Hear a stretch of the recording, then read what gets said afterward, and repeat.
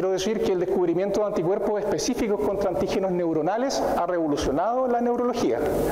Se ha logrado identificar y caracterizar enfermedades autoinmunes que se confundían antiguamente con epilepsia refractaria, por ejemplo, enfermedades neurodegenerativas y trastornos neuropsiquiátricos. Y si bien son relativamente infrecuentes, el reconocimiento precoz es fundamental para cambiar la historia natural de la enfermedad.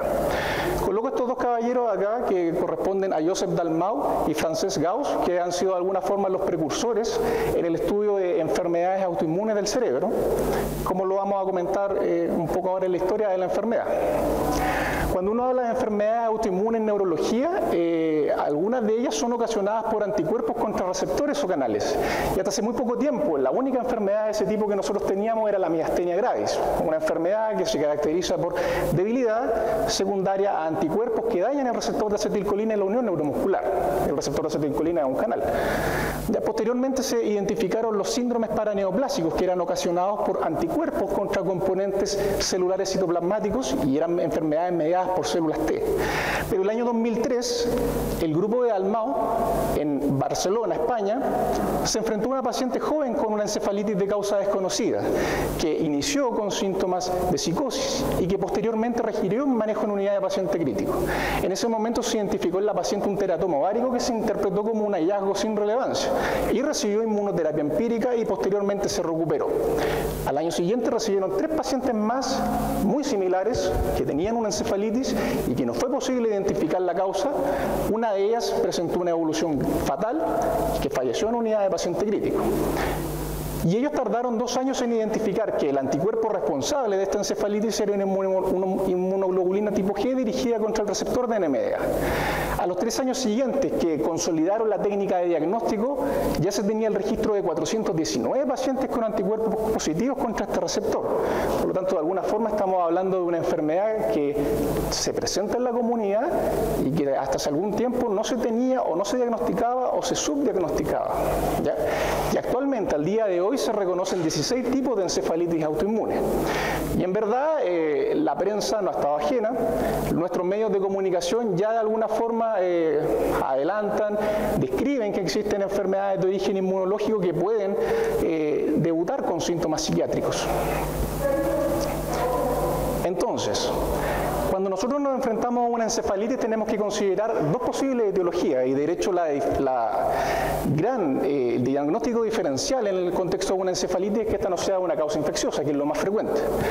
Y cuando tomamos la vertiente autoinmune podemos tener encefalitis mediadas por anticuerpos, podemos tener encefalopatías, la que nosotros conocemos como ADEM, que es una enfermedad desmielinizante, reactiva generalmente a vacunación o a otros procesos inmunológicos, o otras enfermedades autoinmunes como la antes llamada encefalitis de Hashimoto, ¿ya?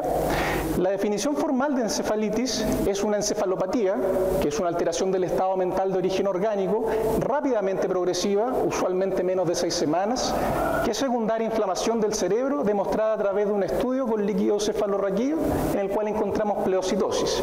La encefalitis también puede ser demostrada a través de imágenes, ¿ya?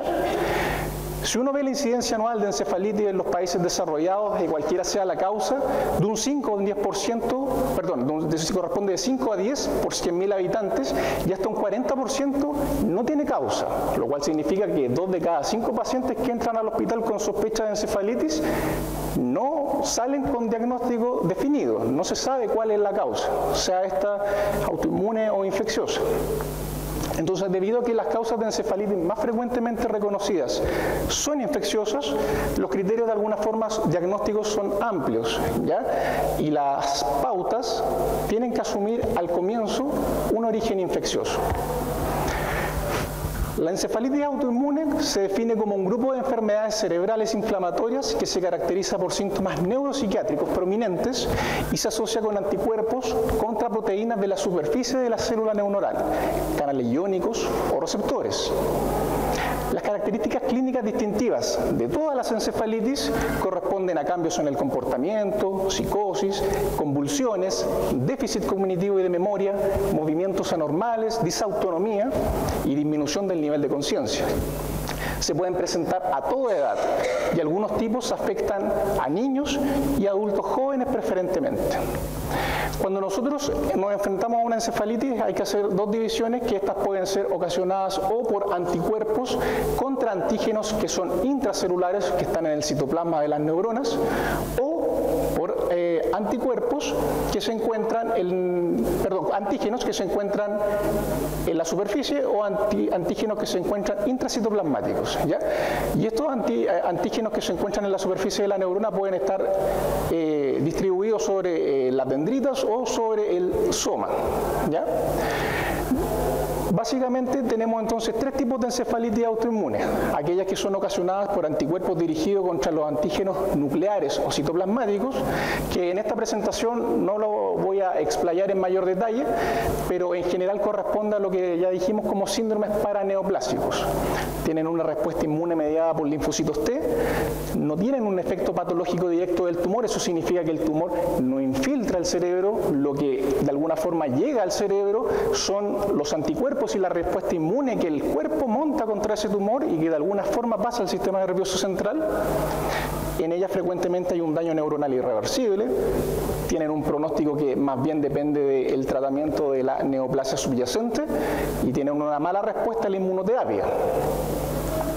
El segundo tipo de encefalitis corresponde a aquellas que tienen anticuerpos dirigidos contra antígenos desde la superficie sináptica, y en ella el representante principal es la encefalitis por anticuerpos contra el receptor de NMDA, ¿ya?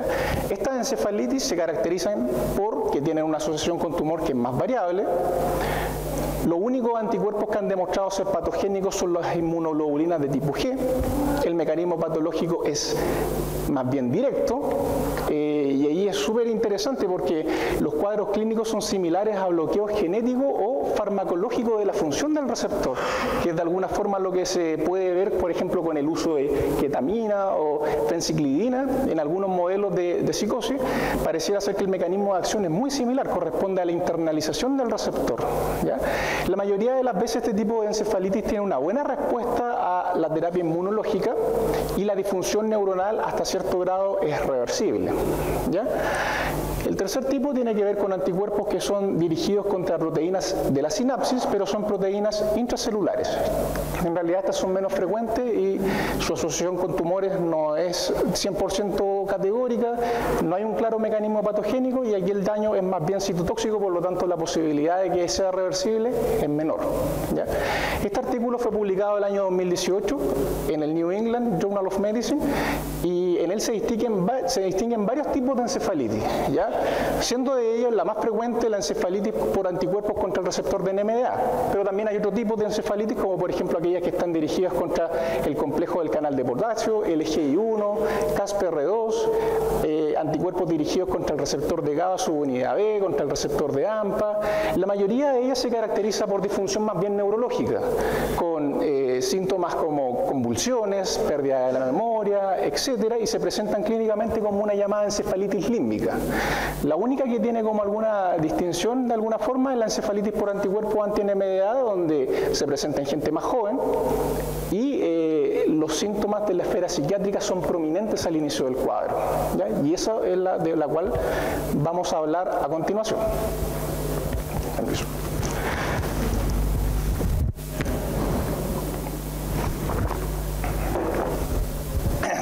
Ya, entonces, encefalitis por anticuerpos contra el receptor de NMDA. A modo general diremos que afecta predominantemente a niños y adultos jóvenes, con una mediana de edad de 21 años y el 95% son menores de 45 años y el 37% menores de 18 años. Tiene una predominancia más selectiva por mujeres, 4:1, y hasta el 58% de las mujeres jóvenes afectadas por esta enfermedad tiene un tumor, que es un teratoma ovárico, que es un tumor benigno de los anexos, ¿ya? Y con una edad que varía desde los 2 hasta los 81 años. En niños, esta enfermedad suele presentarse con insomnio, convulsiones, movimientos anormales, cambios en el comportamiento como irritabilidad, pataletas, agitación y reducción del vocabulario.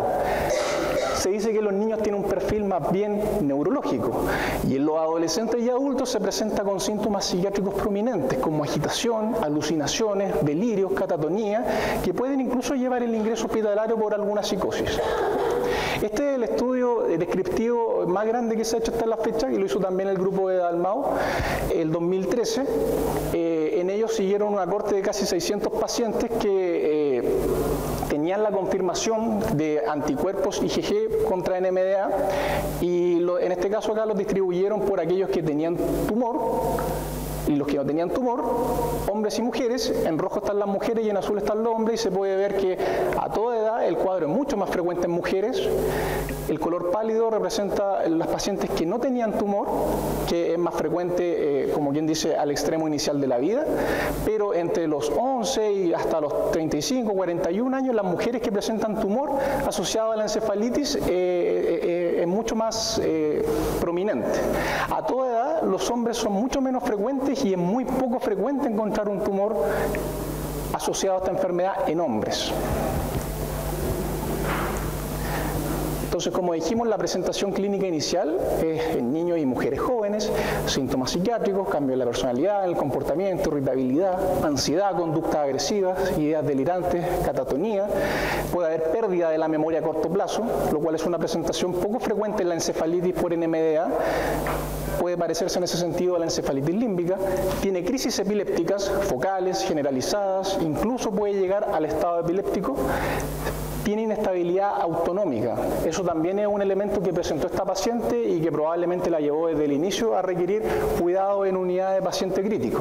Pueden presentar hipertermia, hipoventilación, fluctuaciones de la presión arterial, taquicardia, bradicardia, hílio paralítico, y también pueden tener movimientos anormales, disquinesia orofaciales, posturas distónicas de extremidades, movimientos coreotetóxicos, crisis oculógicas y mioclonos, ¿ya? En este mismo estudio descriptivo del 2013 de Dalmau, vieron que los síntomas en menores de 12 años eran más bien de la esfera del comportamiento, pero también tenía hasta un tercio de ellos actividad epiléptica, ¿ya? Y como hemos descrito, sobre los 12, los 17 y sobre los 18 años, los síntomas más bien conductuales, más bien de la esfera psiquiátrica, son bien prominentes al inicio del cuadro, ¿ya? Esta es una representación de la evolución longitudinal de la enfermedad, y es importante tenerla claro porque probablemente este sea el detalle clínico más importante para hacer la diferencia de aquellos cuadros que se presentan solamente con síntomas de la esfera psiquiátrica versus aquellos que se le van agregando cosas en el camino. Está descrito que esta enfermedad comienza con un pródromo viral, ¿ya? No se sabe si el pródromo viral es secundario a la encefalitis o si efectivamente un estado viral de alguna forma lo que hace es permeabilizar la barrera hematoencefálica y permitir que las células que están sensibilizadas contra el tumor pasen al sistema nervioso y de ahí se genere la inflamación y la producción de inmunoglobulinas intratecales, ¿ya? Pero lo que está descrito es esto, un pródromo viral inespecífico. Posteriormente, y eso dura como una semana, y posteriormente de 1 a 3 semanas se agregan principalmente los síntomas de la esfera psiquiátrica. Pero el cuadro continúa y al cabo de algunas semanas ya se agregan los elementos neurológicos, la disautonomía, las crisis epilépticas, los movimientos anormales, ¿ya? Posterior a lo cual viene ya una fase que es más de recuperación, que es más larga en el tiempo, caracterizada por disfunción ejecutiva, impulsividad, desinhibición y anomalías en el sueño, ¿ya? Entonces eso nos ayuda de alguna forma a entender que es un cuadro que es evolutivo, a pesar de que se presenta en forma muy aguda. Esto es muy importante ya que un mes después del inicio de la enfermedad, independientemente si los síntomas, de la presentación de los síntomas, los pacientes tienen un síndrome que es mixto, combina elementos neurológicos y psiquiátricos, ¿ya? Y un porcentaje muy pequeño de esos pacientes se mantiene con sintomatología psiquiátrica exclusivamente, ¿ya? Por lo tanto, es importante la mirada longitudinal del cuadro.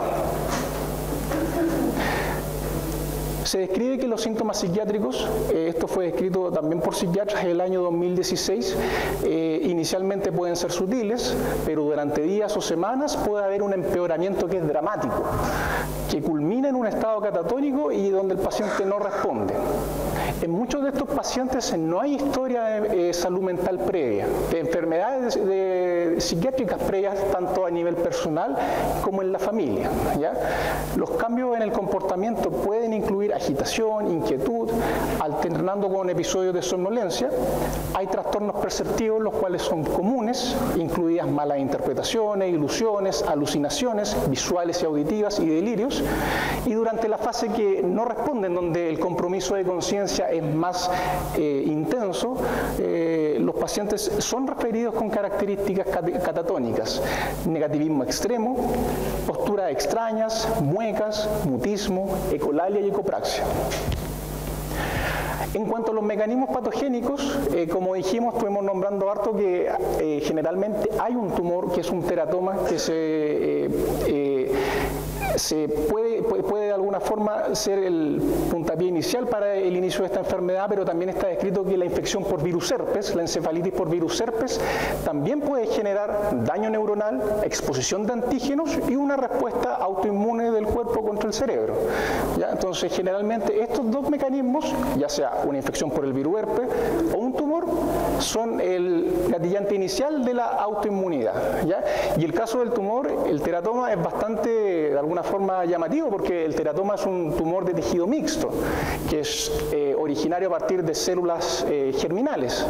Por lo tanto, tiene tejidos de todas partes del cuerpo. Puede tener pelo, dientes, piel, y también puede tener neuronas, que es lo que se representa ahí.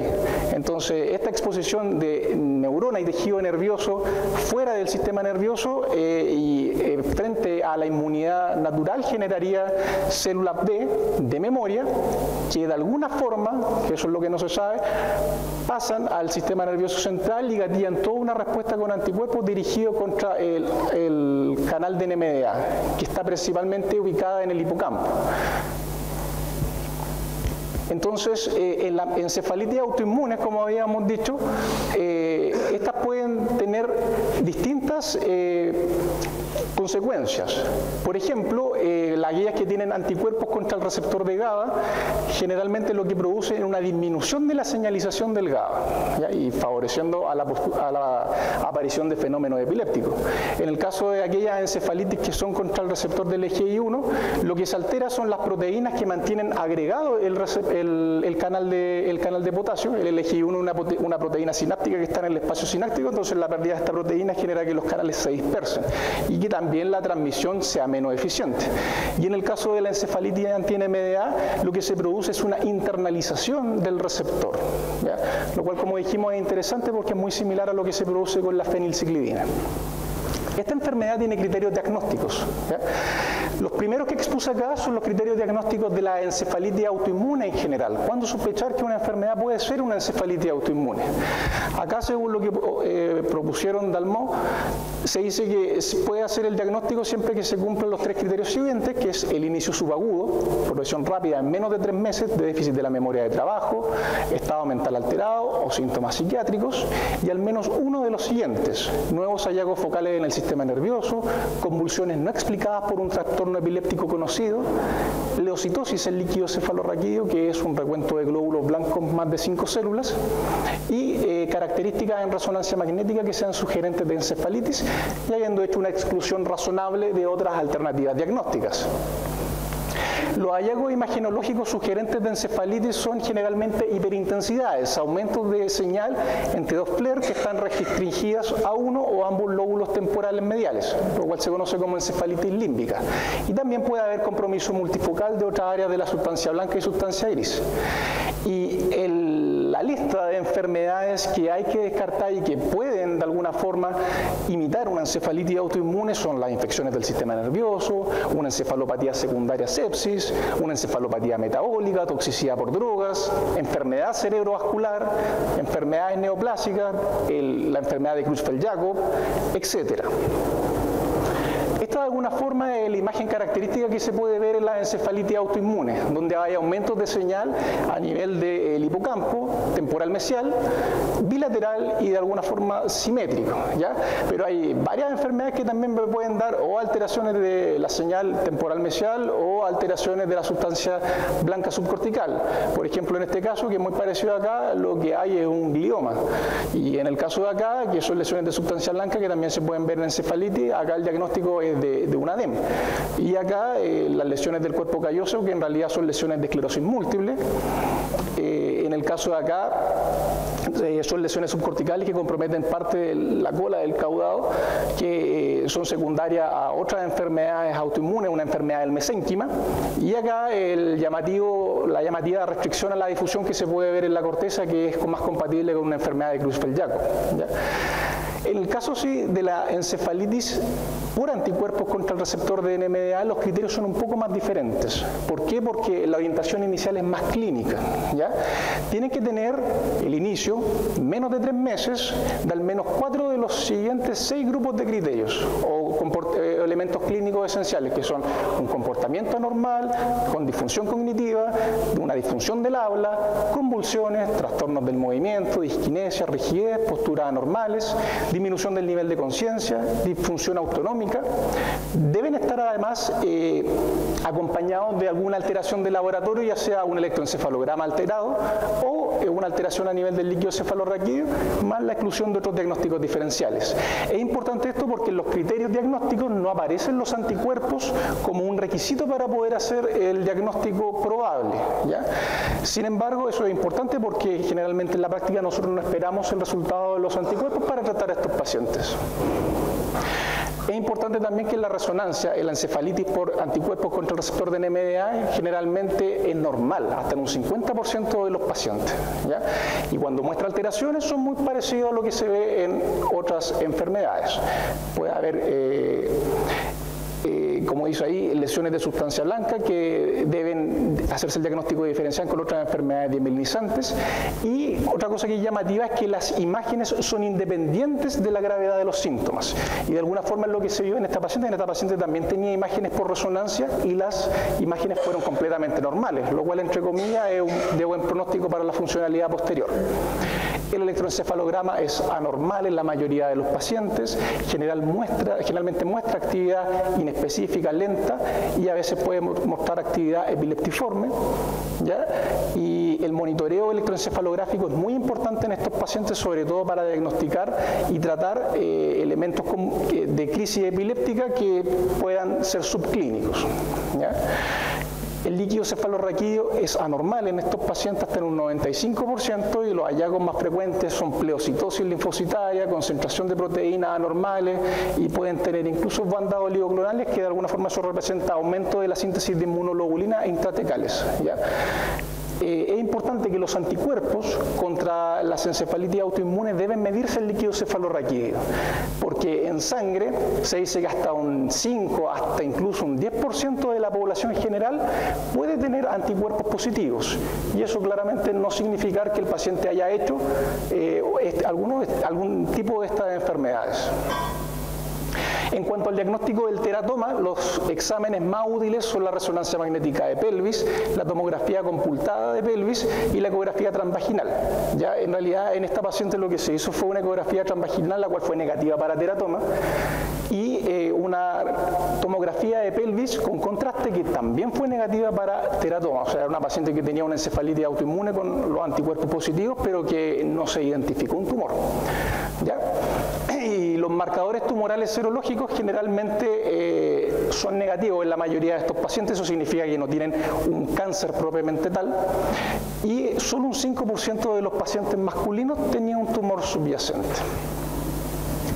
En cuanto al tratamiento, hasta un 75% de los pacientes con encefalitis autoinmunes se recupera o tiene secuelas que son leves, pero el resto permanece gravemente discapacitado o incluso puede fallecer. El tratamiento debe centrarse inicialmente en la inmunoterapia y en la búsqueda activa, detección y extirpación del teratoma ovárico. Esto en el caso puntual de la encefalitis por anti-NMDA. La mayoría de los pacientes reciben corticosteroides, inmunoglobulina o o intercambio de plasma o plasmaféresis como primera línea terapéutica, ¿ya? Y esos son tratamientos que generalmente se hacen en unidad de paciente crítico. Estos tratamientos mejoran la efectividad y la velocidad de acción cuando los pacientes tienen un tumor que se extirpa. Por lo tanto, parte del manejo es la búsqueda del tumor y la extirpación. En pacientes que no tienen tumor o con diagnóstico tardío, se debe agregar un tratamiento de segunda línea. Y ahí los inmunosupresores seleccionados son los antagonistas de células B, como el rituximab, o la ciclofosfamida, o ambos, en combinación. Y aunque un 80% de los pacientes con tumor tuvieron una mejoría sustancial después de que se sacó el tumor, y solamente con el tratamiento de primera línea, solo un 48% de los pacientes no tuvieron un tumor y no tuvieron la necesidad de una terapia de segunda línea, ¿ya? Y en general, cuando uno pasa a la segunda línea, que es más agresiva que la primera, y estos fármacos tienen más efectos adversos que los de primera línea, los pacientes igual mejoran y se produce una mejoría sustancial de hasta un 65%. Este es el mismo trabajo del 2013, en el cual se muestra que del total de casi 600 pacientes, un 92% recibió el tratamiento de primera línea, y ahí el tratamiento más utilizado fueron los corticoides, la metilprednisolona, ¿ya? Sin embargo, hasta en un 44% se produjo falla de la terapia de primera línea, ¿ya? Y se requirió tratamiento de segunda línea, donde el fármaco más utilizado fue el rituximab y en segundo lugar la ciclofosfamida. En cuanto al pronóstico, en esta serie de 577 pacientes, el 53% tuvo una mejoría clínica dentro de 4 semanas y el 81% tuvo una recuperación sustancial, es decir, con síntomas leves o sin síntomas a los 24 meses. Acá hay 4 gráficos, donde el primero de ellos representa la evolución de la enfermedad en pacientes que no recibieron tratamiento, que de estos 577 fueron muy pocos. Lo que está representado en colores son los distintos grados de funcionalidad medidos a través de la escala de Rankin. La escala de Rankin es una escala que se usa frecuentemente en neurología para ver qué tan funcional o independiente es un paciente. Siendo 0, un paciente que es completamente autovalente, 5, un paciente que está postrado, y 6, la muerte secundaria de la enfermedad. Para nosotros un buen valor en la escala de Rankin es de 0 a 1, que serían estos 3 colores de acá. Al momento del debut de la enfermedad, la gran mayoría de los pacientes está discapacitados, pero vemos que hay un porcentaje de pacientes que, si bien no recibe tratamiento, tiende a mejorar y al cabo de 24 meses mantiene cerca independencia funcional. Este gráfico representa aquellos pacientes que recibieron tratamiento, y como se puede ver acá, y también es uno de los mensajes de la presentación, que entre antes se instaure tratamiento, la evolución de la enfermedad cambia notoriamente. Y si bien tenemos al principio un grupo de pacientes con pérdida de la autovalencia, ese grupo disminuye muchísimo una vez que se instaura el tratamiento en el seguimiento a los 24 meses. Por lo tanto, el tratamiento de estos pacientes en forma precoz marca un cambio en la evolución de la enfermedad. En este gráfico de acá se ven los pacientes que no tuvieron una buena respuesta al tratamiento de segunda línea, ¿ya? Y no tener buena respuesta a la terapia de segunda línea es muy malo para el paciente. Un porcentaje muy alto fallece en el seguimiento al cabo de 24 meses. Y en el gráfico de acá se ven los pacientes que recibieron segunda línea, pero que de alguna forma respondieron, que fueron pacientes desde el comienzo más gravemente enfermos y que logran un grado mayor de independencia funcional. La mortalidad puede llegar hasta un 25% en aquellos pacientes que reciben la inmunoterapia retrasada. Por lo tanto, es importante sospecharlo precozmente y iniciar tratamiento en forma precoz. Con respecto al proceso de recuperación, como dijimos, el proceso de recuperación tiene varias etapas y generalmente la reversión se produce en orden inverso. Los pacientes van despertando lentamente del coma y a medida que se estabilizan sus funciones autonómicas, se recupera la respiración, disminuyen los movimientos anormales, son capaces de seguir comandos simples y pueden tener interacciones adecuadas para recuperar la función verbal. Y durante este periodo los pacientes pueden volverse psicóticos, pueden agitarse, pero tienden a responder mejor con el tratamiento antipsicótico. Para la etapa aguda de la enfermedad, muchos pacientes deben ser hospitalizados durante al menos 3 o 4 meses, seguido de varios meses de rehabilitación física y rehabilitación conductual, y pueden quedar con síntomas como residuales producto de esta inflamación severa, como conductas inapropiadas, impulsividad, desinhibición, a veces hiperfagia, hipersexualidad o hipersomnia. ¿Ya? Esto es muy interesante y ya con esto voy de alguna forma cerrando la presentación. Algunos autores han preguntado qué cantidad de pacientes puede tener anticuerpos en trastornos psiquiátricos. Y en algunos estudios se ha visto que en el primer episodio psicótico hasta un 5% puede tener anticuerpos antineuronales positivos. Recuerden que estamos hablando solamente de episodios de alguna forma psiquiátricos y no de pacientes que después se le agregaron síntomas neurológicos como convulsiones o movimientos anormales. ¿Ya? De ese 5%, 2 a 3% tenían anticuerpos contra el receptor de NMDA. Pero generalmente en esos pacientes habían más cosas, como crisis epilépticas, movimientos anormales. ¿Ya?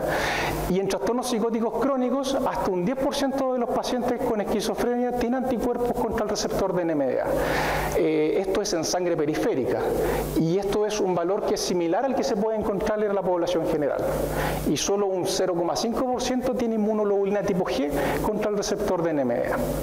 De esta forma, las recomendaciones actuales hacen hincapié en que no es de regla pedir anticuerpos en los pacientes frente a un primer episodio psicótico porque generalmente no tiene mayor significancia clínica. Lo que sí, algunos autores también en revistas de la especialidad han de alguna forma señalado cuáles pueden ser los elementos clínicos en los cuales nosotros se debería poner como mayor atención de que esto puede ser una encefalitis autoinmune. Y ellos clasificaron como yellow flags, o sea, banderas como de advertencia, disminución en el nivel de conciencia, posturas o movimientos anormales, inestabilidad autonómica, déficit focales neurológicos, afasia o disartria, muy rápida progresión de la psicosis a pesar de la terapia antipsicótica, la catatonía, hiponatremia, cefalea o la presencia de otras enfermedades autoinmunes como tiroiditis. ¿Ya? Y ya como banderas rojas propiamente tal, en las cuales uno tiene que sí o sí cuestionar el diagnóstico, son alteraciones en el líquido cefalorraquídeo, crisis epilépticas que son crisis que son distonías faciobraquiales, sospecha de síndrome neuroléptico maligno o alteraciones ya en la resonancia o en el electroencefalograma. Este estudio es una revisión sistemática que fue publicada en 2019 en el Lancet Neurology. También fue hecho por psiquiatras y ellos lo que hicieron fue seleccionar de 1996 publicaciones en PubMed, seleccionaron 333 con 1.100 pacientes. Y eran pacientes de los cuales se hizo el diagnóstico de encefalitis autoinmune y tenían la inmunoglobulina positiva en líquido cefalorraquídeo. Ellos entonces tuvieron 17 estudios con información de cortes de pacientes que fueron 565, o sea, estudios que veían varios pacientes, y vieron 316 estudios donde veían como casos aislados, ¿ya? Que les dio un total de 535 pacientes. Y el valor de este estudio es que a lo menos en 500 pacientes se pudo objetivar una historia psiquiátrica detallada. Ellos lo que vieron eran cuáles eran los principales síntomas de la esfera psiquiátrica que estaban involucrados en estos pacientes al momento de la consulta. Y vieron que las alteraciones del comportamiento y la psicosis las presentó en forma notable y bien descrita hasta un 68% de los pacientes, 67% en el caso de la psicosis, y de ellos los síntomas como más prominentes fueron la agitación, la agresión, la conducta desinhibida o la conducta bizarra, incoherencias en el discurso, etc. Lo más frecuente de la esfera de la psicosis fueron las alucinaciones, las ilusiones, las alucinaciones auditivas, las alucinaciones visuales y las ideas paranoides y persecutorias, por lo menos en más de un 50%. Y ya los otros, la otra agrupación de síntomas fueron menos prevalentes, como trastornos del ánimo, catatonía, trastornos del sueño.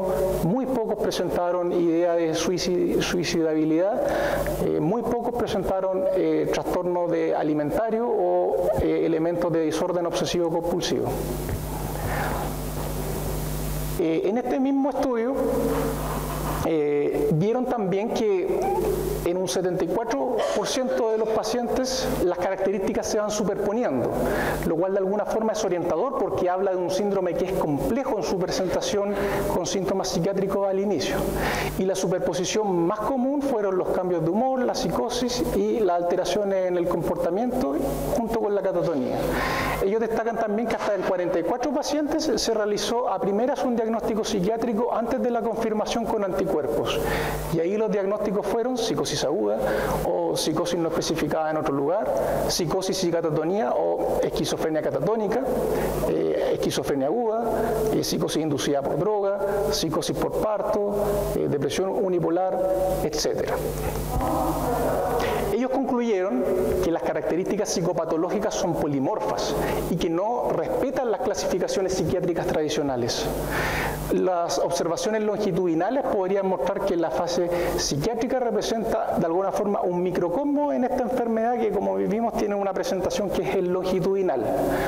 Otras pistas importantes son las convulsiones asociadas, el trastorno del movimiento y la reducción del nivel de conciencia, y ellos también destacan que su estudio es limitado porque no incluyó a participantes que fueran menores de 18 años, solo mayores de 18 años, y como vimos, esta enfermedad también se presenta en una población adolescente en forma importante. Un segundo estudio, y con este ya voy terminando, el 2019 también, durante un año quisieron ver qué cantidad de pacientes que tenían un episodio psicótico tenían anticuerpos positivos en sangre, ¿ya? Para lo cual se recolectaron ahí, dice, 228 pacientes con un primer episodio psicótico y 105 controles sanos de edad entre 14 y 35 años. El estudio se realizó en Inglaterra y se detectaron los anticuerpos en sangre venosa y se buscaron inmunoglobulinas contra anti-NMDA, LGI1, CASPR2, contra el receptor de GABA y el receptor de AMPA. Y se vio que hasta en un 9% de los pacientes del total de pacientes tenía anticuerpos séricos contra uno o más anticuerpos de superficie de células neuronales en comparación con el 4% de los controles sanos.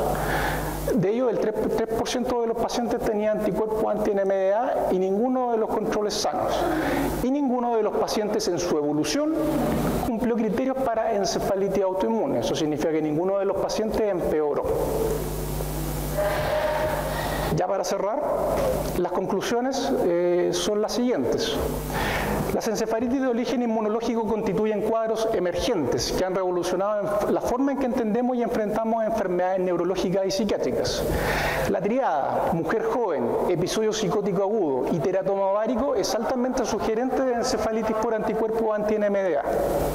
El pronóstico depende del inicio en el cual se indica el tratamiento, del tiempo en el cual se indica el tratamiento, por lo que la acción terapéutica debe iniciarse con la sospecha clínica y sin esperar la confirmación del laboratorio. No es posible establecer un perfil psicopatológico de certeza y tampoco parece ser beneficioso pesquisar autoinmunidad cerebral en forma rutinaria en pacientes con un primer episodio de psicosis, por lo que el contexto y el criterio clínico constituyen la herramienta más útil y adecuada para sospechar cuando un paciente puede tener una encefalitis anti-NMDA. La enfermedad es evolutiva y la mirada longitudinal de los síntomas clínicos nos permite una aproximación diagnóstica y una selección adecuada para pacientes con estudios más invasivos como punción lumbar o resonancia magnética de cerebro, y el trabajo en conjunto del psiquiatra con el neurólogo es esencial para lograr un adecuado diagnóstico inicial en este tipo de enfermedades. Esa ha sido la presentación.